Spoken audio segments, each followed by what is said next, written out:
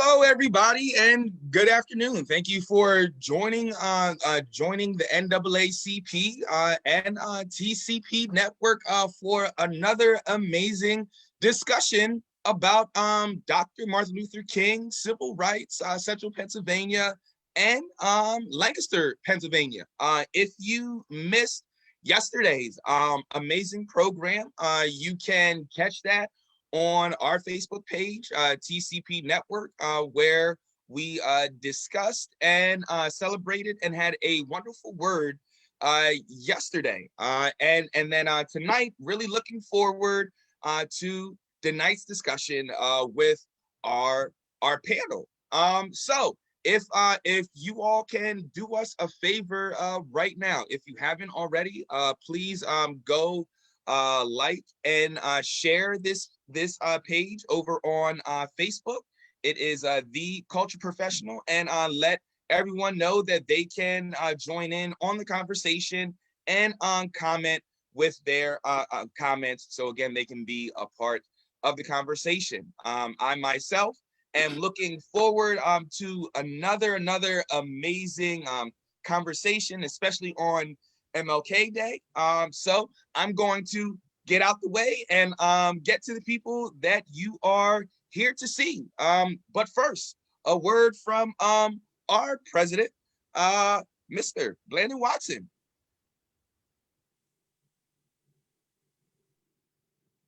Good evening. Thank you and welcome to the Lancaster branch of the NAACP. I will just briefly share a few items with everyone that is on today. If you have any questions, please put them in the Q&A or chat box. We'll also, as Marquise Lupton had instructed, we'll be on Facebook Live as well. If you have questions, you can put them on there too, because we will be live on Facebook as well. Another thing, we're aware of Zoom, Facebook bombing, and so forth. And if any of those issues do occur, we will address those as soon as we can. The Lancaster branch of the NAACP is 97 years old this year. And we thank you all for participating this evening. And with that being said, I will be transitioning this to our education chair for the Lancaster branch of the NAACP, Joanna Martinez. We welcome you all again, the participants and attendees that are with us today. Thank you. Thank you, Blandon. And welcome to the NAACP Lancaster branch's discussion on the history of civil rights in Lancaster, Pennsylvania since 1900. Today, on his birthday, we gather to remember not just the man, but the message. We gather to refocus our attention on economic justice in the 21st century, which we'll hear more about from our speaker of the hour. The Reverend Dr. Martin Luther King Jr. is known for more than his "I Have a Dream" speech. We also recall that Dr. King has been to the mountaintop and his eyes have seen the promised land. King has told us that the moral arc of the universe bends at the elbow of justice. And he said, "I have the audacity to believe that peoples everywhere can have 3 meals a day for their bodies, education and culture for their minds, and dignity, equality, and freedom for their spirits." Tonight we have with us Dr. LeRoy Hopkins, who will share his deep knowledge and persistent research in a talk about the history of civil rights from 1900 to the present. Dr. Hopkins is a professor emeritus of German at Millersville University. He has published work about the history of African Americans in the Journal of Lancaster County's Historical Society. He's on the board of Lancaster Historical Society and has served in the past as president of the African American Historical Society of South Central Pennsylvania. Dr. Hopkins is a native of Lancaster, PA, a retired professor of Millersville University. He garnered his PhD at Harvard University in specializations that include 20th century German literature and African American history. Our moderator this evening is Jalen Belgrave, who is president of the organizing committee of the NAACP E-Town College chapter and a member of the legal redress committee of the Lancaster NAACP branch. He will moderate this presentation this evening. Mr. Belgrave was on the organizing committee for the new NAACP college chapter at Elizabethtown College. And I'm going to hand this over to Jalen now. Thank you, Joanna, for that wonderful biography of me and Dr. LeRoy Hopkins. Good evening, everyone. Thank you guys for all showing up today. Today is MLK Day, and throughout the day, many people on social media, throughout the news, throughout the media have, really addressed MLK's speeches and what he has done throughout his life back in 1960s. And people highlight the civil rights movement. And Dr. LeRoy, just my first question to you is it's a two-part question here.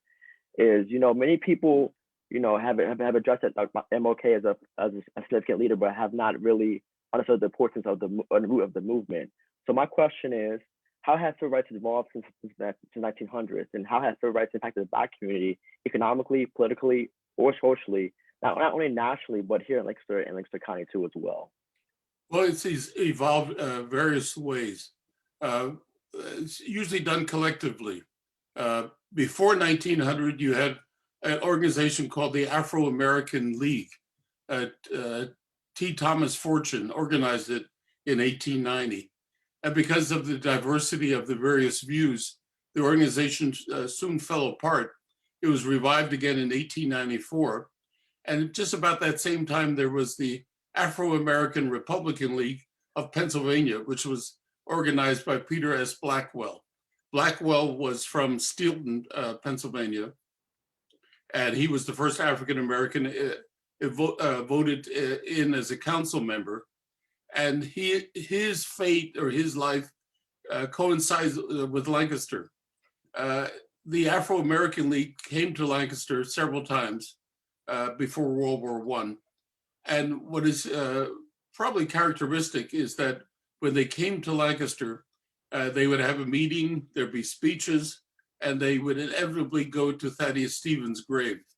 African Americans in our region were the gatekeepers for the memory of Thaddeus Stevens. From 1878 into World War II, almost every year, a group of African Americans would go to that tomb. Well, what happened is that probably the last effort of an all-Black organization to affect social change was the group organized at my church. I'm a member of Bethel AME Church, Lancaster. And this group was organized in 1917. It was called the Negro Civic League. The pastor then was Reverend F.T.M. Webster. And at their meetings, the meetings were held in the courthouse. They tried to do things as disparate as get a police officer, a Black police officer on the force, to get housing, more African Americans as property owners. These efforts flagged a bit, primarily because the pastor in our church, the pastors are itinerant elders. That means they stay only for a couple of years, and then the bishop moves them to another station. So, but what happened is that probably the last president of the Negro Civic League was Abraham L. Polite. And Mr. Polite had a friend, and this friend was Marianna Brubaker. Marianna Brubaker was the granddaughter of Daniel Gibbons. Daniel Gibbons was probably the most prolific station master of the Underground Railroad in the period before 1850. It's supposed that he may have helped 1,000 freedom seekers find safety. Well, his granddaughter was a progressive. She was a member of the Women's Christian Temperance Union, and I had access to a couple pages of her diary. Her step-grandson is Jack Brubaker, the scribbler. And in her diary, in 1922, she talks about going to Tampa, Florida, and there seeing the Urban League and the NAACP in action. And she says that when she got back to Lancaster, she contacted Mr. Polite and suggested that he contact the colored clergy and decide whether they wanted to start an Urban League or an NAACP. Well, obviously they started the NAACP. And in June of 1923, 50 members had been found so they could get a charter. And what they did, excuse me, initially was work on the same issues that the Negro Civic League worked on, and that is increasing Black property ownership, getting jobs. We're working on jobs, One of the things that came out of the Negro Civic League that's significant today is that working parents, African-American parents, had no place to put their children. And so the organization that later became the Crispus Attucks was created out of the Negro Civic League. It was first called the Colored Recreation Center. And then in October of 1929, it became the Crispus Attucks Community Center. And Mrs. Ruby Bohe, later Ruby Payne, and then Ruby Cook, was the first director. And she served in that capacity from 1929 to 1929 to 1959. But these people were up against tremendous barriers. Lancaster, like everywhere else in Pennsylvania in this country, was deeply racist. It was hard to make any inroads. One of the things that happened, and it's a chapter that still needs to be investigated. Around 1949, the NAACP, the Lancaster chapter, lapsed. In 1960, it was revived, and Ashley Dudley, who was a member of our church, became the first president, or the new president. And I interviewed him many years ago. He passed about 12 years ago. And I asked him, why was it that the NAACP had lapsed, was dormant for 11 years? He didn't know, because he was a new arrival. He had only come to Lancaster in the mid-50s. But he said he had heard it was because of the communist witch hunt. Any group that questioned the status quo was immediately branded as being subversive, or, well, today we would say Antifa. They were out to destroy the society. Now, what happened is that once the chapter is revived, headquarters is still at Bethel. The charter was there, and a new pastor came in 1962, and Reverend Alexander L. Steffens. And I was a member of Bethel, as I said. I grew up in the church, and Reverend Steffens took over the leadership of the NAACP, the local chapter. And for the first time in our history, in the history of this area, there were protests. And you can read about them in the newspaper, July of 1963, and also in August of 1963. There were protest marches through the downtown, up and down King Street, and also in around Rocky Springs Pool. Now, Rocky Springs was one of the recreation areas. All of the swimming pools in the county were segregated. If you were Black, you couldn't join. You had to have a membership, and they would not sell membership to Blacks. At Rocky Springs, it was especially, I guess you would say it was a slight, because the most notable thing that happened locally in my childhood was the Coatesville picnic. It started back in the 1920s, I believe. The mills in Coatesville sponsored a picnic, and it drew up as many as 4,000 African Americans from this region. They came from all over Pennsylvania and also from Maryland. And we would get on the rides. There was the Jackrabbit, there was the Penny Arcade, the Tunnel of Love. I never got in the Tunnel of Love. I never had a girlfriend, so I didn't have a chance to use that. And but the swimming pool was barred to us. And so the elders decided, well, if we can't use the pool, we'll take this picnic somewhere else. And as a result of that, the park was closed. And they've tried to reopen it a couple times since then, and it's not been successful. But getting back to what your question was, how was it organized? What impact did it have? It's the struggle for civil rights has been a struggle of resilience. You have to remember, if you look at our area historically, in 1860 there were less than 3,700 people of color in the county. By the year 1900, that number had dropped to 2,200 because there were no opportunities. People out-migrated. The only reason why there's still African Americans in our area is because of in-migration.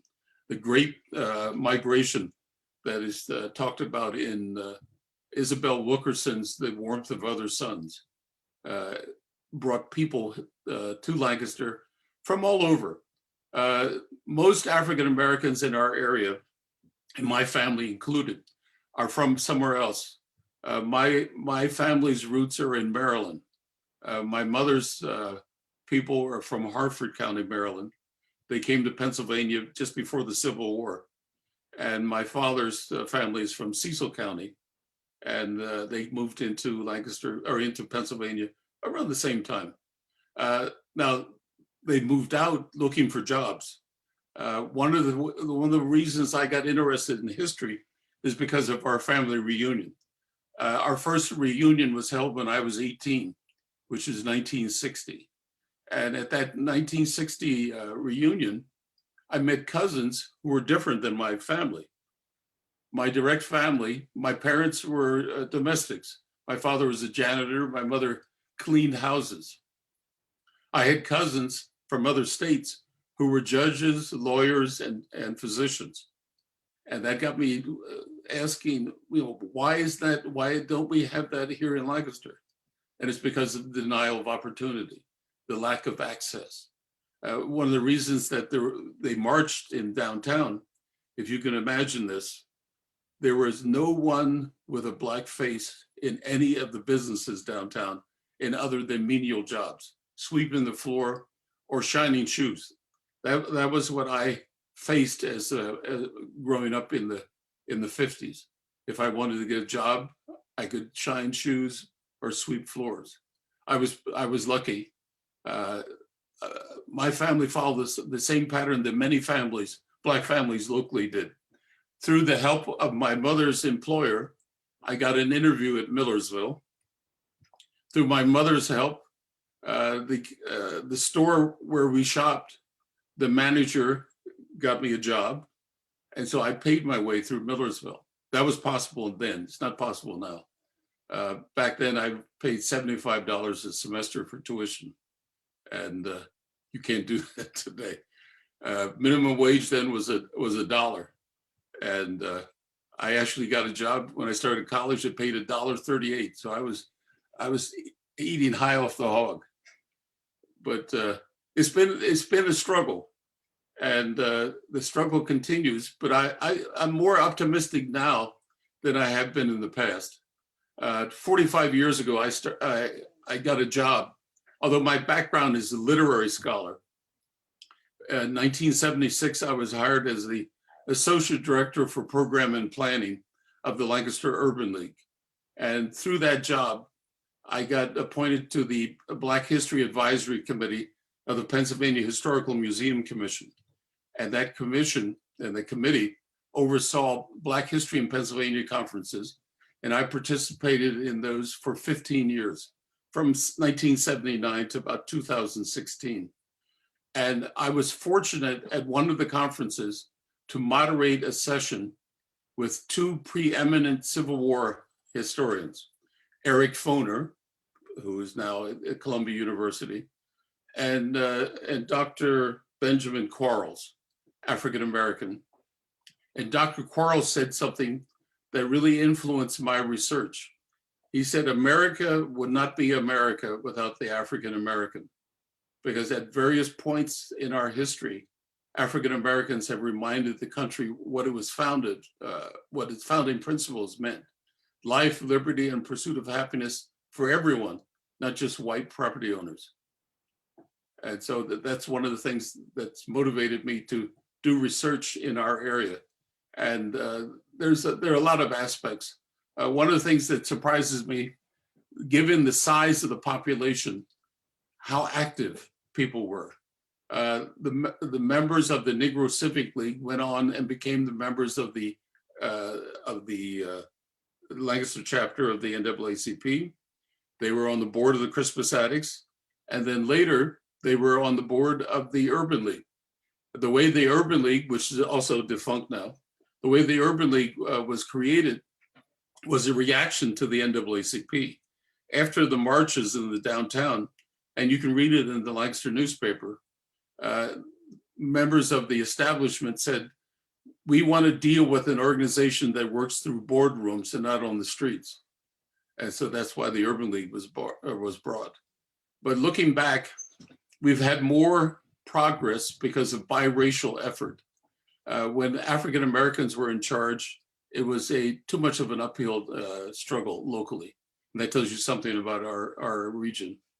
But once there was a biracial effort, things began to move. I mentioned Mariana Brubaker. When the NAACP was organized in 1923, Mariana Brubaker and a friend of hers, Ellen Grice, the wife of W.W. Grice, the congressman for Lancaster County, were in the executive committee. And they served there for a number of years. And some positive things were accomplished, but it really took the radicalism of the 60s to shake things up. And I'm very optimistic about what happened last year after the George Floyd incident and the mobilization of people, not just in this country, all around the world. I've lived in Germany for 10 years, and I know for a fact that Black Germans were out on the streets protesting police brutality, because that happens there, happened in England, happened in France. And there's a shift. Maybe it's a paradigm, a shift in the paradigm. Maybe things are going to improve. But we can only achieve that change peacefully and with persistence. Awesome. Yeah, you brought up really good points. There's a question in the chat. Jennifer Powell asks, is there any chance that the county will once again have an urban league? Good question. There has to be some sort of advocacy organization. Christmas Addicts, of course, is now under the auspices of CAP. So there's really not a Black organization other than the church. But you must remember, everything that's positive in the Black community has had its origin in the church, because the Black church was where people of color could assemble and discuss things. And so you look at who have been our civil rights leaders over the past. Reverend Dr. King, and before him, locally, you had Reverend Robert Boston, who was an ally of Thaddeus Stevens in the Underground Railroad, and was also he was the president of the celebration in 1870 of the ratification of the 15th Amendment, which gave the right to vote to Black men. So the church has been the center of our nucleus of our community. Even you look at the organization, the Christmas Addicts, it was created by churches coming together and other civic organizations. So it'd be nice to have an urban league, but it's not necessary if we get the existing groups to advocate and not just think of themselves.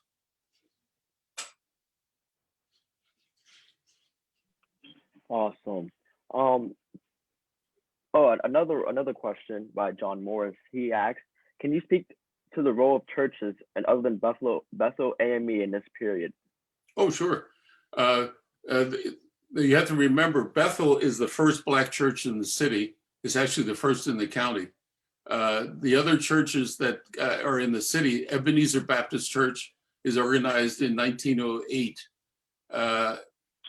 One of its founders is included in the tour that the African American Historical Society does in the downtown. William Payne, who had his Lancaster Kitchen, is on East Grant Street. And Payne, before the Ebenezer Baptist Church was founded, was a member of Bethel, and then he went on to help found Ebenezer Baptist Church. And of course, things that were done in the 1920s was done collectively. Ebenezer's pastor was involved, members of Ebenezer were involved, members of Bethel were involved. There were a few other Black churches. Today, that's different. Since 1960, there's close to 36 Black churches in the city. Many are storefronts, but there are, sizable churches. So the names escape me right now, but well, Brightside, of course, is one of the largest ones now, and they've exerted a very important influence. One of the things that helped me coming up was in the church, we were valued as individuals. The society did not value us if you were a person of color. And in the church, you had the opportunity to develop. I remember staying in front of the congregation and reciting and getting knock-kneed and tongue-tied, but practice helped. And people encourage you. And, in our society, there are very few instances where young people are encouraged. You hear more about what young people are doing wrong and not enough encouragement. Awesome. I like to backtrack. You brought up, another question actually by Donald Davis. He asks, how can members of primarily white church help the primarily Black churches? And how can we work together for equality for all? Well, one of the ways it can help is listen. Get together and listen, and not impose your ideas, but see what you can do together to help each other. That's the way. For example, our African American Historical Society, which I'm a member now, I was president for 5 years. The majority of the members are white. Black history is not just for Black people; it's for everybody. And so churches should work together. It's often said that Sunday is the most segregated hour in America because the white churches have white members, Black churches have only Black members. And we have to change that. Awesome. So Dr. LeRoy Hopkins, I want to pivot to 1963, and can you briefly talk about the 1963 protests and march on Washington and MLK and what Lancaster was doing during that time? Oh, okay. Now, see, I did not go on the march. My mother and my sister did. The reason I didn't go was I was getting ready to go to Germany. I needed money. And so I was working that day. But someone who should be memorialized is Mrs. Betty Tompkins. Mrs. Tompkins was an English war bride. She came to Lancaster after World War II and was a member of St. James Episcopal Church. But then she decided that she wanted to do something, make a statement, and she joined Bethel. And she was a member of Bethel for, 40 years? Yeah, close to 40 years. And she encouraged us young people. I remember her taking us to Fellowship Farm, which is a Quaker establishment near Philadelphia. And in 1959, a group of people from Bethel, and probably a few from not members, we got on a bus, went to Philadelphia, and I remember we parked on Broad Street and went into this large hall that seated about 150. And we're sitting there waiting. I had no idea why we were there. And then I heard sirens, and then in walks Dr. King. And that was the first and only time I heard him speak. And I was so embarrassed, or I guess you would say shy, that I didn't get the chance to go up and shake his hand. And that really impressed me. Now, what happened back then, several buses were organized after the protest. And the March on Washington was August 28th, 1963.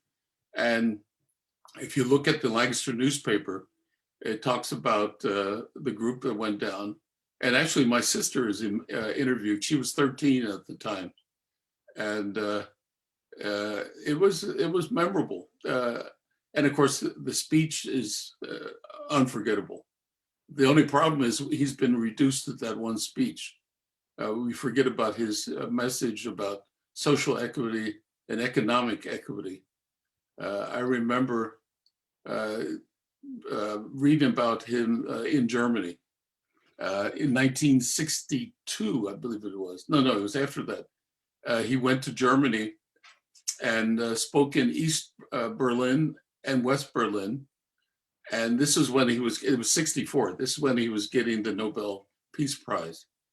And Germans were very impressed with him. As a matter of fact, he's one of the icons for the Afro-Germans. No one knows for sure how many there are, but we estimate probably 500,000 to 750,000 of Germans are of African or African-American descent. And they've gone through the same sort of civil rights struggle that we have in this country. And in many cases, they use us as a model. This is what they want to achieve. And there's been some intersectioning. If you're familiar with pop movies, you probably know the name Boris Cujo. He was in one of these zombie movies. He's Afro-German. And it's, Dr. King was, he was the soul of America. I was in Cambridge when he was killed. No, actually, I came home. It was Easter vacation. And I remember watching the Huntley Brinkley report on NBC News. And Huntley was very upset. He said, Dr. King has just been killed. And I remember going back to Cambridge and we discussed about this. And then that was April. June, Bobby Kennedy was killed. And there was a sense of loss that, the country had lost its moral compass. And I don't think we've ever recovered from it.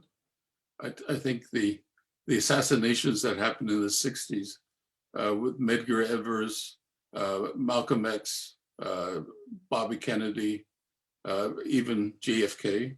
I was in Germany when he was killed, November of '63.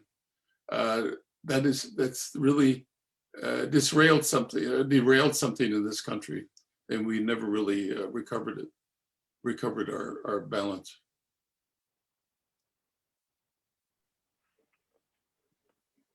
Yeah, another question by Joanna. During the upheaval of the 60s, she is curious what was the response, if any, of both Lancaster NAACP and Lancaster County as a whole to alternate philosophies of other civil rights leaders such as Malcolm X and groups like the Black Panthers? Oh, well, the Panthers came to Lancaster and also the Young Lords. That was a revolutionary group of Puerto Ricans. And you have to remember the Black community in Lancaster is largely conservative. Many were Republicans up until to FDR, to President Roosevelt. But even as Democrats, they were not radicals. And so the Black Panthers were not welcome. Young Lords were not welcome. And the community leaders marched and helped quiet. We didn't have riots here like we had elsewhere. There were occasional fire bombings. For example, I lived on Church Street at that time, and 2 doors down was the Queen Pharmacy, which was owned by Jews, and it was threatened. They were going to firebomb it, which made no sense at all. They're not our enemy. I grew up in the 7th Ward, and our neighbors were Jews, Germans, Italians, and Greeks. And, the hotheads got involved in the 60s. The worst thing you can do is destroy your own neighborhood, destroy your own resources. But again, to answer the question, there was a total rejection of the sort of radical politics that Malcolm X represented, which was a misunderstanding of what he was about. Because I think now in retrospect, he and Dr. King actually worked together. Reason Malcolm was killed was because he was beginning to moderate, and the others in the Nation of Islam did not like the fact that he might have been more popular than they were. And they're still investigating the murder. I read an article just a couple of months ago about he was killed in, what was it, February of '64. Awesome. I have a question of my own too as well. Sure. You brought up really great points. Organizations, played a crucial role in civil rights movement. Leaders such as MLK, Malcolm X, Carmichael Stokely even did not do all the groundwork. Organizations like NAACP, Black Panthers helped to mobilize individuals, especially in the 1960s. So now with George Floyd and all things happening now, do you think this is the best way of going about civil rights movement now, like having organizations be the forefront of change? Do you think this is the most effective way in providing change, or what do you think should happen now? Well, you need a collective. You have to have, individuals are not going to affect change. You need a collective will. Black Lives Matter is a great slogan, but what does that mean? What does it mean concretely? And you need an organization behind that to say we're going to do this, this, this, and this, and then actually do it then, because slogans will not. Because slogans can be turned around. That's why the idea of defunding the police was turned into a negative. And what was really meant was reallocating some of the resources that go to police. And so that was used as an enemy of the movement. It was also used for political purposes. But organization is vital. You have to have a group working together. Something like a urban league, but you also have to be fearless. It's too easy to cave into the pressures of society, don't rock the boat. But sometimes you have to, as John Lewis said, make good trouble. Awesome. Dale has a question about the KKK. Were they ever active in Lancaster during the years of 1900, even now to present day? Oh, sure. The Klan was revived because of the Birth of a Nation, which came out in 1916. And because of, I mentioned W.W. Grice, the Grice building in Lancaster is named after him. W.W. Grice and the Colored Waiters Union, I've been trying to find out some more about them. I think Abram Polite was president of that union. They persuaded the mayor, it was Mayor Trout, to ban the movie. And afterwards, you'll find the resurgence of the Klan. They marched in the downtown after World War I. The only person who spoke out against the Klan was Mariana Brubaker. There's an article in the Lancaster paper where she said, this is the same group that lynched and brutalized people in the South. Why are we tolerating them today? And they've been active here ever since. You have to remember, when I worked for the Urban League, I worked for the Urban League from 1976 to 1979. In 1978, I think it was 78, David Duke came to Lancaster. David Duke was the national organizer of the Klan. And he was going to the Host Inn, which of course is now defunct. The Host was owned by Jewish people. And the Jewish Community Center in Lancaster contacted them and said, "Do you realize who this person is?" And so they disinvited him. He couldn't get a room there. But as recently as 2001, the Klan was supposed to march in downtown Lancaster. And our pastor, Reverend Bailey, with other pastors, got together 65 men, and we stood on the courthouse steps. And these hate groups are cowards. Just like there was supposed to be armed protests at all the state houses over the last couple of days, they haven't shown up, or a small group comes and disappeared. Well, back then in 2001, the Klan went to Quarryville, and that's where they usually show up. Quarryville, Ephrata, smaller towns, because there's less resistance to their message, as in Lancaster or in Columbia. The Klan doesn't have a chance in Columbia, or in Lancaster for that matter. But they're still there. Their headquarters is in Rising Sun, Maryland. there's a strange alliance between the Klan and neo-Nazis, which doesn't make any sense at all, because the Klan is supposed to be nativistic, in other words, against foreign groups, and neo-Nazis are anything but nativistic. To them, Germany is the Aryan race. But of course, there's no logic to such emotional approaches to things. To build off of that question, what can the government or organizations do to help limit what KKK or what Nazis are able to, like you see what happened to January 6th. What can government or organizations do to help not make this happen again? Like make sure that the government can only do a certain amount. The laws are there; they have to be enforced, and also the media have to tell the truth. I'll give you an example. Back in the late 60s, one of the members of the County Historical Society, Don Crownover, who was vice president, wrote an article on the Klan that appeared in the Journal, and he got death threats. So these groups cannot afford the light of day. They try to hide. If they were so brave, why do they have to work? Why do they have to be masked? Through anonymity, they feel that they're strong. And so what has to be done is young people have to be taught that this is not the way to do it. This is not the way to live your life. You can't, just because you have problems, you can't just blame it on others. That's what the Klan's all about. Oh, the hate groups are like that.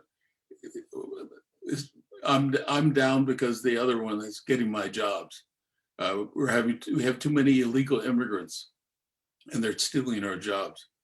Yeah, who wants to work at McDonald's? Who wants to sweep floors or work on the roads? The average American doesn't want to do that. And if we didn't have people coming in building a life, we'd be in trouble. Who's going to pick the tomatoes, for example? Who's going to pick the fruit? Americans aren't, because we want to give $15 an hour plus as many breaks as we can get. There's a question. I'm still kind of confused. Larry, so you want to ask Dr. LeRoy about healthcare access, quality, and the role of SELHS. Dr. LeRoy, do you know anything about that? What is it? SOLH? Yeah, SELHS. I have no idea what that is. Is that an abbreviation? It appears so, but I don't know what that is either. Well, I think you can access it once you find out what it means. Awesome, yeah. Once Larry Coalition. Oh, Southeast Lancaster Health Services. Oh, okay. Well, the health services started the Christmas Addicts back in the 1930s, and how to access it? Just make an appointment. They're open to anyone. COVID, of course, creates problems, but if you need access to health, there are ways of obtaining it. One of the things that I hope that the new administration does is extend health coverage to everyone, not just to a few who can afford it. They maligned Obama because of affordable health care, and they called it Obamacare.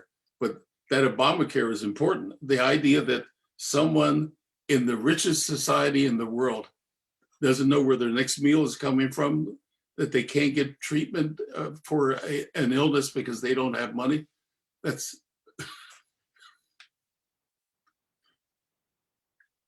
not America.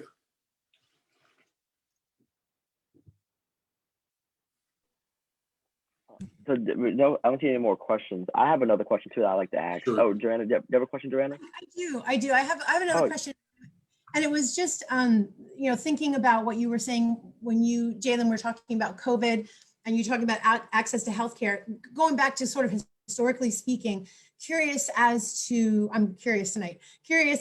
what, historically speaking, looking at the role of things like vaccines in African American history, and looking at what historically that may have meant for African Americans versus now being able to feel comfortable or confident taking a vaccine. I just didn't know if there was anything you could maybe speak to on that. Oh, sure. There's a historical perspective there. You have to remember the inoculation against smallpox was shown to Cotton Mather by his slave in 1701. And it took another 80 some years before they found out that in West Africa, they knew how to inoculate. Now, the reason why some African Americans today are reluctant to be inoculated is you have to remember the Tuskegee experiment from the 1930s into 1974. Black men in Alabama were allowed to die from syphilis, even though penicillin had been available 1 year into the trial. And this idea that, I could be a guinea pig. And then I forgot the name of the woman. Against her will, they took some of her cells, and there's a famous book about it, and it's been used to create all kinds of medicines, and the family has got nothing from it. Yeah. Right. And so Henrietta Lacks. African Americans today feel like, in some cases we're guinea pigs. They'll try it out on us. And that's not just here. For example, Nestle, which is a Swiss company, was investigated about 30 years ago because they were selling inferior food for babies in the third world. And it was like, that's okay. That's them. We sell the good stuff here. And, it's totally immoral. And so African Americans are a little, you have to look at where it's coming from. And that's why it's important to have African American role models. I can't wait to get the inoculation. I'm in that group.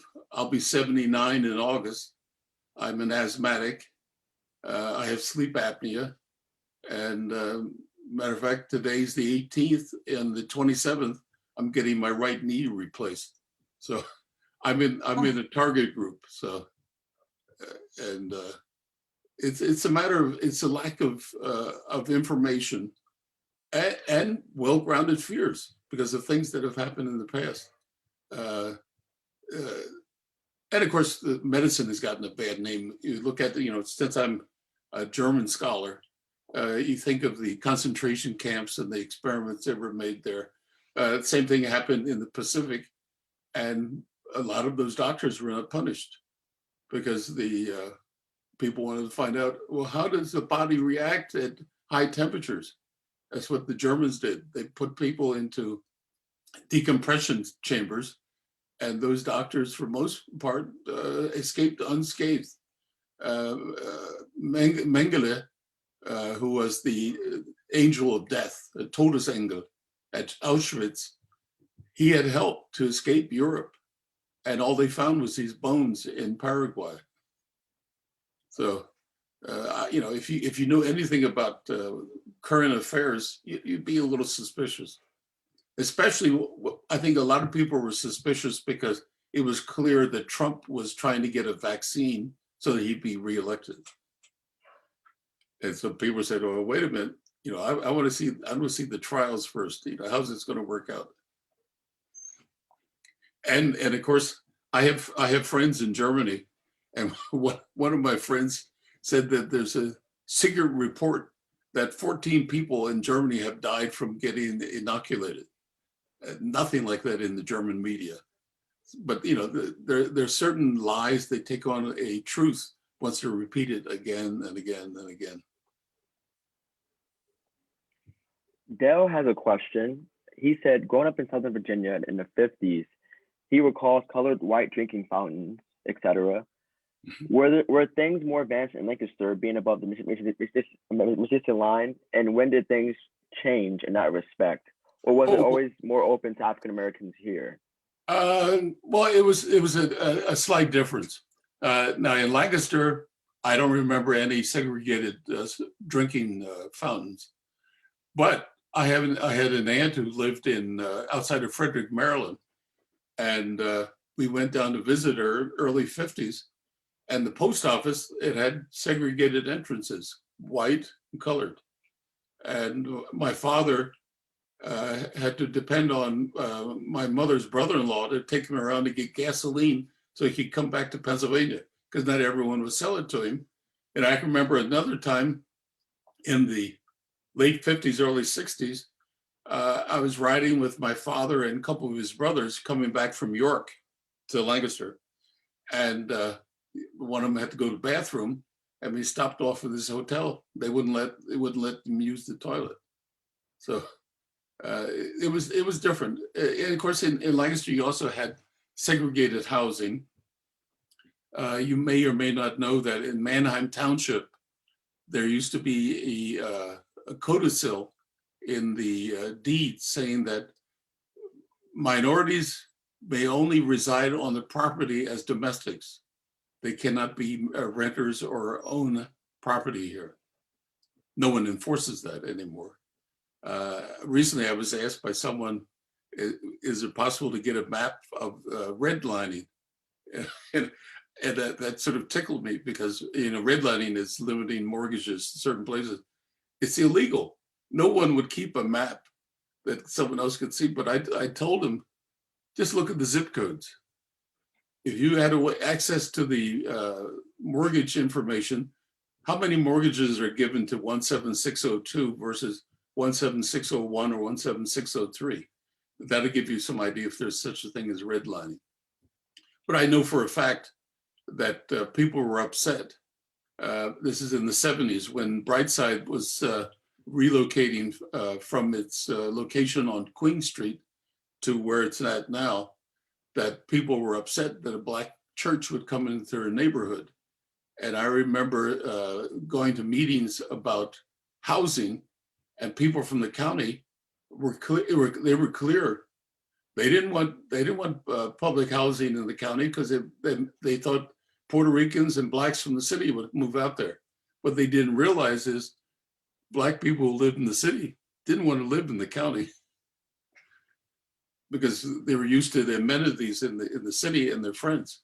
When I worked for the Urban League, HDC built public housing for elderly in Millersville, and they came to me for help. They only found one person who wanted to live in Millersville, and Millersville is not like the middle of Alabama.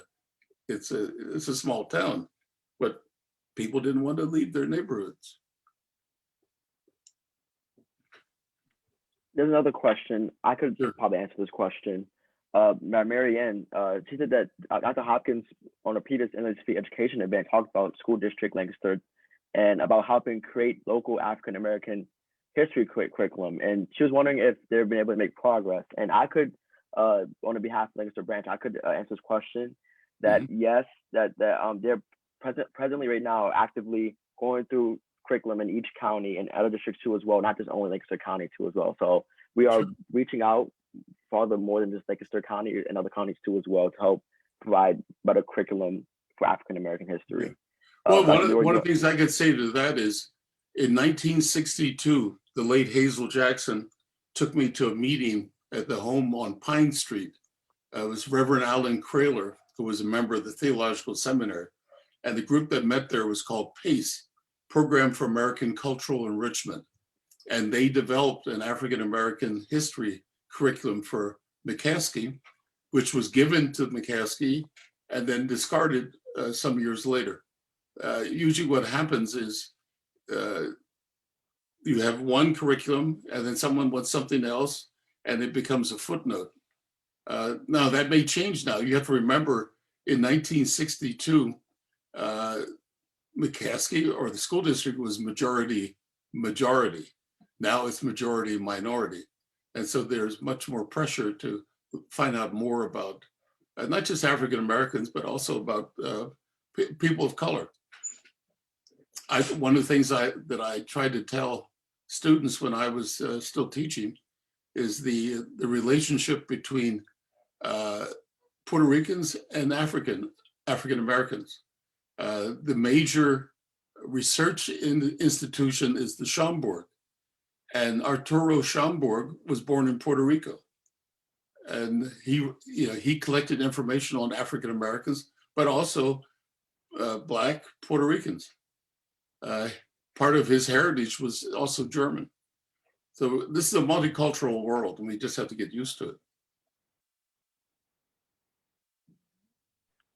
Awesome. So for time's sake, I will address the last two questions by Michelle and Jennifer. So Michelle says that she told that do you believe that we're still valued as individuals in the Black church today? Are we still valued as individuals in the Black church? Sure.